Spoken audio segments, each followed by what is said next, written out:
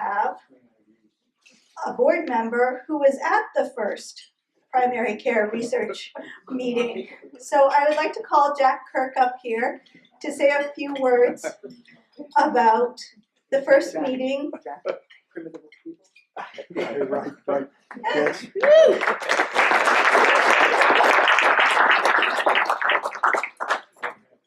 I'm not sure after that introduction about it implies aging and all those phenomena.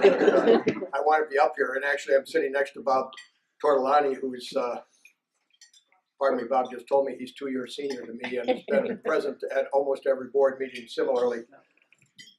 I mean, just the one thing that's important, we've been talking with some of our wonderful rural scholars here at the table this evening, the huge joy that primary care practice, whether it's a general internist, a pediatrician, a family physician, I mean, it's so evident to anybody who's had the pleasure of that opportunity.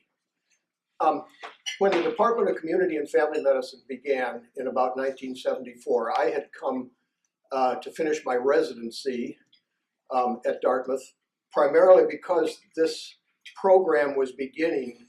It was before family medicine residencies existed. It was to train pediatricians and general internists to work in rural areas. It meant that they had to be more broadly trained to be on call and take care of things, but they also had to understand what goes on in rural primary care and practices and how the situation is different than in the traditional medical centers where we were all trained. But we knew that despite all the satisfaction that we think of as part of primary care and medical practice in general, but especially perhaps in primary care, that somehow rural areas particularly, and rural New England in particular, was losing primary care. Old general practitioners, that's all there were. They were getting old, they were leaving, and younger clinicians in general wanted to be involved with the teaching, with research, with opportunities like that were a part of practicing in a medical center, but were not typically a part of going out to a rural practice. And so from the very beginning of the founding of the Department of Community and Family Medicine, it was about how do we make community practice exciting again? How do we arrange things to engage these community clinicians in teaching? It was the beginning of putting medical students from Dartmouth out into community practices as part of their training.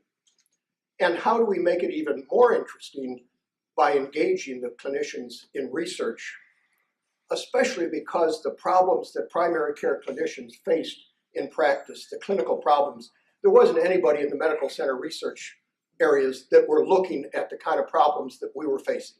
If somebody was going to answer those questions, it was going to be rural primary care clinicians working probably in concert with medical centers where there were some people who were smarter about research protocols than we were.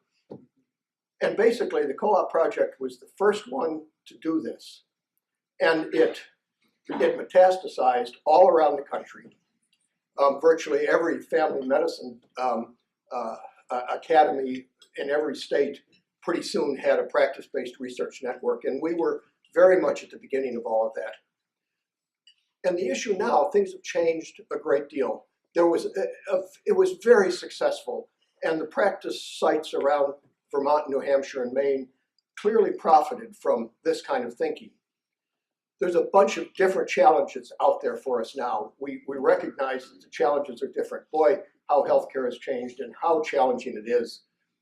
Once again, primary care, either because you get paid a third of what you could get paid doing anything else, or because the EMRs don't work very well and you're busting your back all day long and taking the work home at night because the EMR didn't work very well, and all of the things that make practice in primary care, and particularly in rural communities, so challenging.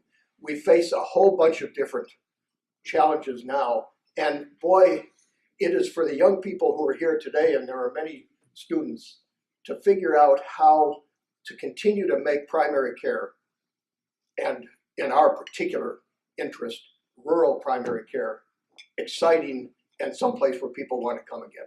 So that's what we're all here to do, and we welcome the ideas of the young people who are going to have to take this forward in the future.